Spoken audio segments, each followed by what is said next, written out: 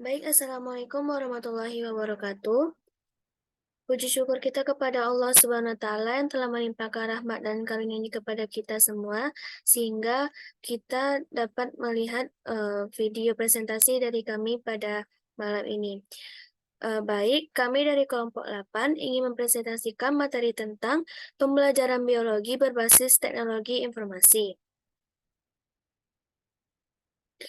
Yang mana anggota dari kelompok 8 yaitu saya sendiri, Tesya Asnita dengan NIM 210311161, Sylvia Aprilia Syarif dengan NIM 210311154, dan Zahra Mulwandani dengan NIM 210311165. Baik, materi pertama akan disampaikan oleh Zahra Mulwandani. Kepada Zahra, dipersilakan. Baik, di sini saya akan menjelaskan pengertian teknologi informasi dan e-learning.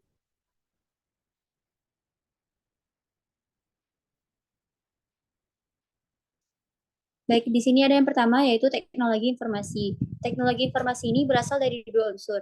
Yang pertama yaitu teknologi dan yang kedua itu informasi. Secara etimologis, kata teknologi ini berasal dari kata yaitu teknologi yang berasal dari bahasa Yunani, tekni yang berarti seni, dan kemudian kerajinan atau keterampilan. Dan logia yang berarti kata, studi, atau tubuh ilmu pengetahuan. Nah, secara terminologis, teknologi merupakan pengetahuan untuk membuat sesuatu menurut Iskandar Ali-Syabana. Teknologi adalah cara yang dilakukan manusia untuk memenuhi kebutuhannya dengan bantuan alat dan akal. Untuk menghemat tenaga dan secara umum, teknologi dapat dimaknai sebagai hasil karya manusia untuk membantu memecahkan permasalahan yang dihadapi atau mempermudah kegiatan manusia dan diharapkan dapat meningkatkan kinerja manusia.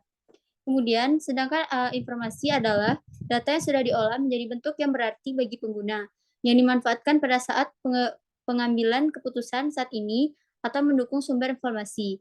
Nah, menurut Kamus Besar Bahasa Indonesia atau KBBI, informasi adalah pemberitahuan, kabar, atau berita tentang sesuatu. Dengan kata lain, informasi memberikan atau menyampaikan pesan terhadap seseorang atau khalayak umum tentang sesuatu. Nah, selain itu, informasi juga dianggap sebagai ilmu pengetahuan karena dengan adanya informasi, seseorang dapat mengetahui sesuatu yang baru, membuat lebih berwawasan luas.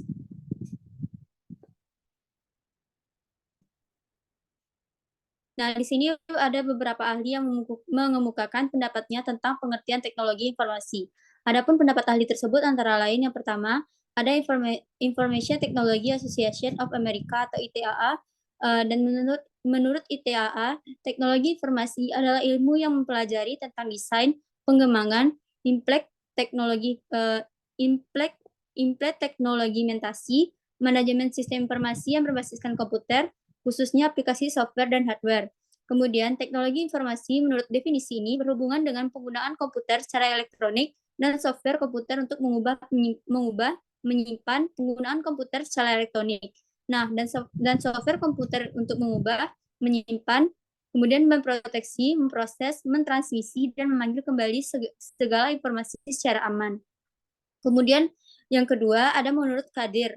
Nah, menurut Kadir, teknologi informasi adalah penggunaan peralatan elektronika, terutama komputer, untuk menyimpan, menganalisis, dan mendistribusikan informasi apa saja, termasuk kata, bilangan, dan gambar.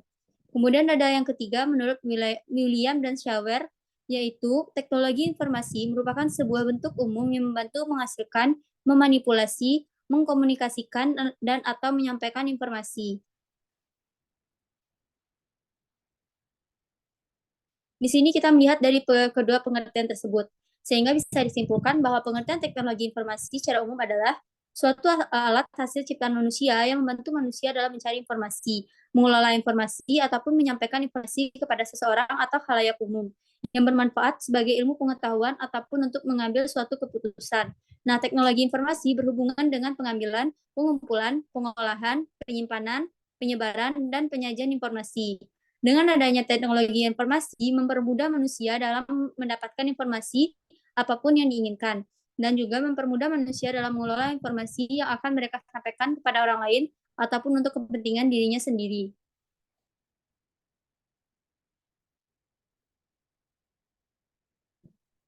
Kemudian yang kedua itu e-learning. E-learning terdiri dari dua kata, yaitu elektronik dan learning. Pengertian e-learning secara harfiah yaitu sistem pembelajaran menggunakan elektronik ataupun proses belajar mengajar yang dilakukan dalam jaringan atau online. E-learning merupakan sebuah proses belajar dan mengajar yang memanfaatkan media elektronik secara khusus, yaitu internet, sebagai sistem pembelajarannya. Secara umum, e-learning adalah sebuah proses pembelajaran berbasis elektronik. Kemudian, dalam praktik penerapannya, e-learning menggunakan teknologi informasi sebagai sarana belajarnya. Nah, secara umum, e-learning dilakukan menggunakan media berbasis internet dan website. Materi yang disajikan e-learning dapat berupa teks yang dibentuk dalam format dokumen. Kemudian berbentuk video pembelajaran, berbentuk audio atau suara penjelasan saja, bahkan ada juga yang dalam bentuk streaming video di YouTube. Kemudian semua materi pembelajaran tersebut, baik itu bahan belajar seperti catatan, kuis, dan ujian dapat diakses melalui suatu situs website. Berikut juga ada beberapa pendapat pengertian e-learning menurut para ahli.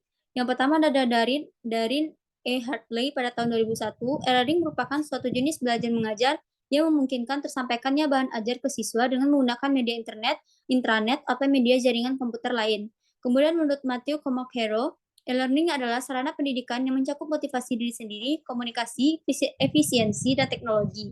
Kemudian ada menurut Novi Dayati pada tahun 2010, e-learning adalah konsep pendidikan yang memanfaatkan teknologi informasi dan komunikasi dalam proses belajar mengajar. Kemudian ada yang menurut Gilbert dan Jones pada tahun 2001, e-learning merupakan pengiriman materi pembelajaran melalui suatu media elektronik seperti internet, intranet atau extranet, satelit broadcast, audio atau video tape, interaktif TV, CD-ROM, dan komputer based training atau CBT. Kemudian ada menurut The Australian National Training Authority pada tahun 2003, mengatakan e-learning meliputi aplikasi dan proses yang menggunakan berbagai media elektronik seperti internet, intranet atau extranet, satelit broadcast, audio atau video tape, interaktif TV, CD-ROM, guna mengirimkan materi pembelajaran secara lebih fleksibel. Sekian penjelasan dari saya kembalikan kepada moderator. Baik, terima kasih kepada Zahra. Materi selanjutnya akan saya sampaikan sendiri, yaitu bentuk dan pemanfaatan teknologi informasi dalam pembelajaran. Memasuki abad teknologi informasi dan komunikasi atau TIK, sangat dibutuhkan dan pentingnya penggunaan ICT atau Information and Communication Technology dalam kegiatan pembelajaran.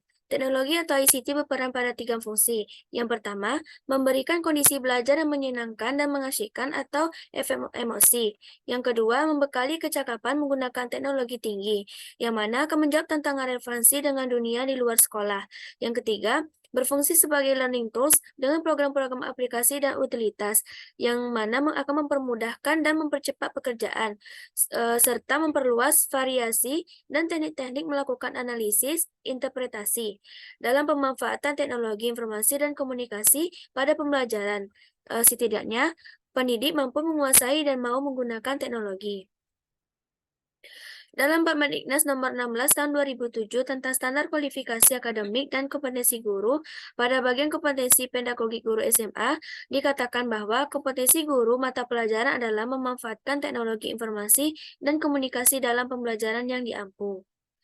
Pemanfaatan teknologi informasi dan komunikasi dalam bidang pendidikan. Dalam konteks pendidikan, akhir-akhir telah banyak diperkenalkan model pembelajaran berbasis teknologi dengan berbagai macam istilah yang digunakan, seperti CAI, Computer Based Education atau CBA, ICT, CBT, CBI atau Distance Learning, Distance Education, Cybernetic Learning Environment, desktop video conferencing, integrated learning system, learner commented classroom, technoconferencing, atau web-based training, dan sebagainya. Semua istilah tersebut pada intinya sama, yaitu mengacu kepada sistem pembelajaran yang mengandalkan pemanfaatan teknologi. Model pemanfaatan TIK dalam proses pembelajaran pada penelitian ini mengacu kepada Munaidi tahun 2013 yang mengklasifikasikan pemanfaatan komputer dalam pembelajaran ke dalam beberapa bentuk, termasuk pemanfaatan multimedia presentasi. Kemudian berkaitan dengan pemanfaatan internet dalam pembelajaran, yang mana termasuk di dalamnya pemanfaatan email dan website.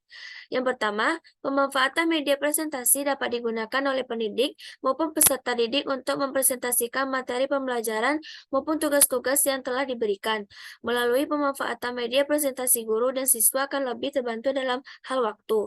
Yang kedua, pemanfaatan internet, terlebih seperti website, blog, maupun email, dapat dijadikan sebagai sebuah strategi pembelajaran baru sehingga dapat memudahkan para siswa untuk belajar dari manapun dan kapanpun, dengan tetap berpedoman pada materi yang disampaikan di dalam kelas. Yang ketiga, pemanfaatan internet dapat dijadikan sebagai sebuah sistem untuk mewujudkan situasi belajar lebih efektif serta efisien, sehingga guru dapat lebih mengoptimalkan jam pembelajaran tatap muka di kelas ke arah hal yang lebih bermanfaat. Tidak hanya sebatas pada pemaparan materi yang mana, seharusnya hal tersebut bisa dibentuk dalam bentuk tulisan sederhana dan dibagikan melalui website, blog, atau email kepada para siswa. Bentuk upaya yang dilakukan sekolah dalam rangka mengoptimalkan pemanfaatan teknologi informasi dan komunikasi dalam pembelajaran adalah dengan memberikan motivasi secara pribadi kepada para guru berkenaan dengan pemanfaatan teknologi informasi dan komunikasi dalam pembelajaran, serta berbagai pelatihan dan workshop baik yang diselenggarakan oleh pihak sekolah secara mandiri maupun dari pihak luar sekolah. Manfaat teknologi pendidikan, yang mana teknologi komputer interaktif. Yang pertama, jika digunakan dengan benar, teknologi akan membantu mempersiapkan siswa untuk karir masa depan mereka, yang pasti akan mencakup penggunaan teknologi. Yang kedua, mengintegrasikan teknologi ke dalam kelas merupakan suatu cara yang bagus untuk mencapai keragaman dalam proses belajar mengajar. Yang ketiga, siswa dapat memiliki akses ke buku pelajaran digital yang terus disediakan. Hal ini akan mempermudah dan efisien dan jauh lebih murah daripada harus membeli buku-buku dalam bentuk fisik. Contoh pemanfaatan teknologi dalam bidang pendidikan, yaitu yang pertama pembelajaran berbasis komputer, yang kedua ada e-learning, yang ketiga, blended learning, yang mana metode pembelajaran yang mencampurkan pertemuan tatap muka pengajar dan muridnya secara online, tanpa terbatas jarak. Yang ketiga itu ada perpustakaan digital, yang mana memberikan kelancaran dalam proses pengembangan yang sistematis dengan cara menyimpan, mengumpulkan, dan mengorganisasi pengetahuan dan informasi dalam format digital. Yang kelima itu ada penggunaan alat pendukung KBM, yang akan membantu proses belajar mengajar, sehingga akan namun menggunakan video, gambar, atau materi yang dibuat menggunakan komputer atau laptop, kemudian ditampilkan. Baik, sekian pemaparan materi dari saya. Selanjutnya akan disampaikan oleh Sylvia. Kepada Sylvia, dipersilahkan. Baiklah, saya akan membacakan materi tentang bentuk penerapan pembelajaran berbasis teknologi informasi dan e-learning.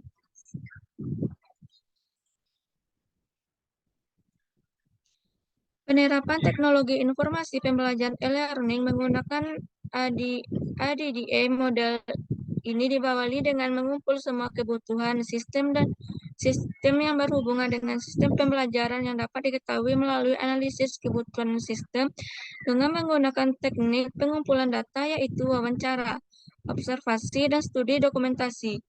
Adapun kebutuhan pengguna menurut Romi meliputi informasi tentang unit-unit terkait dalam proses pembelajaran berbasis tujuan dan sasaran, silabus, metode pengajaran, jadwal kuliah, tugas, jadwal ujian, daftar referensi atau bahan bacaan, profil dan kontak pengajar.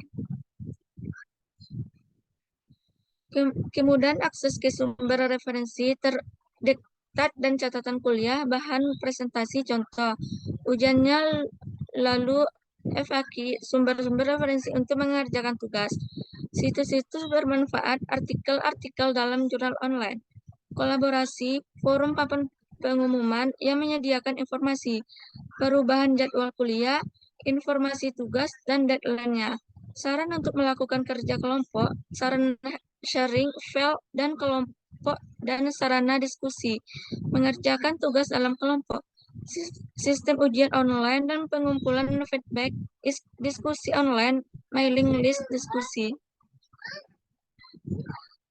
Setelah melakukan analisis kebutuhan sistem, tahap selanjutnya adalah mendeskripsikan fungsi sistem pembelajaran e-learning secara keseluruhan, yaitu yang pertama adalah fungsi login, di mana skenario yang dapat dibuat untuk memberikan hak akses kepada pengguna saat berinteraksi dengan sistem bertujuan untuk melakukan validasi terhadap username, password, dan tipe login yang dimasukkan oleh pengguna. Adapun aktor yang terlibat dalam level login dari admin situs, dosen, dan mahasiswa. Untuk keamanan format password menggunakan asterisk sehingga tidak bisa melihat password apa yang diinput kecuali dapat diketahui oleh pengguna sistem. Pengguna melakukan konfirmasi persetujuan terhadap username, password yang diinput. Sistem pelajaran e-learning melakukan validasi terhadap username, password, dan tipe login yang telah diinput oleh pengguna dengan melakukan pengecekan pada database untuk memastikan bahwa pengguna memiliki akses sistem yang legal. Jika pada akhir interaksi, username, password, dan tipe login yang dimasukkan pengguna valid, maka pengguna dapat melakukan proses pembelajaran dengan dukungan e-learning sesuai dengan role atau hak akses yang diberikan oleh sistem. Jika username, password yang diinput tidak valid, maka sistem akan menampilkan pesan konfirmasi bahwa username, password, dan tipe user yang diinput salah. Silakan untuk mengulangi lagi dengan memasuki username, password, login yang valid. Fungsi manage user digunakan untuk memanage dan mengaktifasi pengguna dosen. Adapun skenario yang dapat dibuat untuk fungsi ini adalah pada kondisi awal administrator telah login ke dalam sistem. Aksi aktor administrator login ke dalam sistem e-learning kemudian menampilkan menu-menu administrator. Diagram USKC menjelaskan manfaat sistem dari sudut pandang orang yang berada di luar sistem atau aktor. User dalam hal ini, administrator memiliki fungsi untuk mengelola pengguna sistem serta password. Untuk melihat bagaimana fungsionalitas proses sistem e-learning dengan konsep pada Gogi berbasis web, di mana nama masing-masing pengguna berinteraksi dengan sistem dihubungkan dengan hak akses dan level autentifikasi sesuai dengan kebutuhan dan fitur-fitur yang terdapat pada sistem learning yang akan digambarkan dalam bentuk diagram.